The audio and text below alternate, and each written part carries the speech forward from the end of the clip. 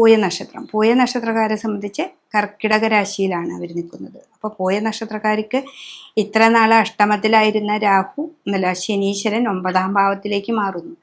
9-ലെ ശനി എപ്പോഴും ജ്ഞാനത്തെ തരുന്ന ശനിയാണ്. അത് മീനൻ രാശിയിൽ വ്യാഴക്ഷേത്രത്തിൽ നിൽക്കുന്ന ശനീശ്വരനാണ്.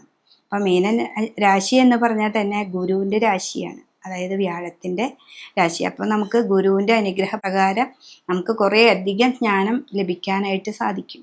അപ്പോൾ അതെന്താണെന്ന് മനസ്സിലാക്കി നമുക്ക് മുന്നോട്ട് പോകാനായിട്ട് സാധിക്കും. അപ്പോൾ ഒരു ഇടത്തരം പ്രായമൊക്കെ കഴിഞ്ഞവരല്ല, ചെറുതാണെങ്കിലും നമ്മൾ കുറേ കാര്യങ്ങൾ, നിഗൂഢമായ ശാസ്ത്രങ്ങൾ അറിയണം, അല്ലെങ്കിൽ വേറെ എന്തെങ്കിലുമൊക്കെ പഠിക്കണം എന്നൊക്കെ വിചാരിച്ചവർക്ക് ഏറ്റവും നല്ലൊരു സമയമാണിത്. അപ്പോൾ ആ ഗുരുതത്വ രാശിയിൽ നമുക്ക് ശനീശ്വരൻ നിൽക്കുന്നത് കൊണ്ട് നമുക്ക് ഏറ്റവും നല്ല ഗുണാനുഭവങ്ങൾ ഉണ്ടാവും.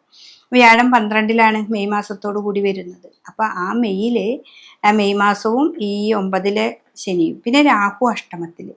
ഈ രാഹുവിനെയാണ് നമ്മൾ ഇത്തിരി പേടിക്കേണ്ടത്. രാഹു എപ്പോഴും പതുക്കെ പോകുന്ന ഒരു ഗ്രഹമാണ്.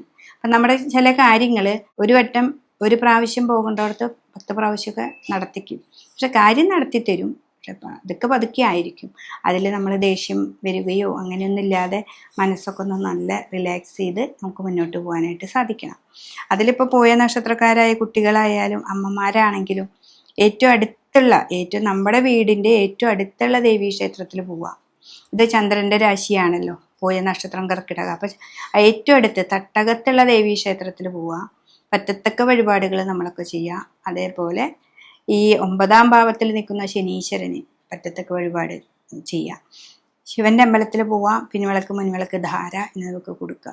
വിദേശവാസത്തിക്കൊക്കെ പോകുന്ന കുട്ടികളാണെങ്കിലും ഇതൊക്കെ ഇവിടെ ചെയ്ത് നന്നായിട്ട് പ്രാർത്ഥിച്ച് കുടുംബക്ഷേത്രവുമായി ബന്ധപ്പെട്ട് ഒക്കെ നന്നായിട്ട് പോവുകയാണെങ്കിൽ നല്ലൊരു ഭാവം ഈ ഒരു വർഷം നമുക്ക് കിട്ടുന്നതാണ്.